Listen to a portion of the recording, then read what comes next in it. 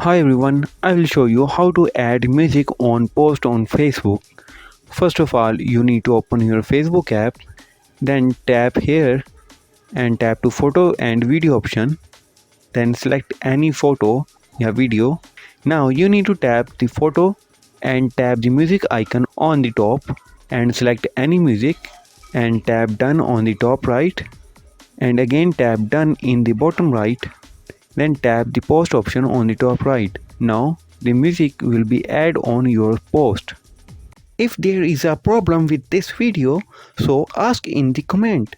Any problem related to social media and internet, let us know in the comment bar so we can make a video on it.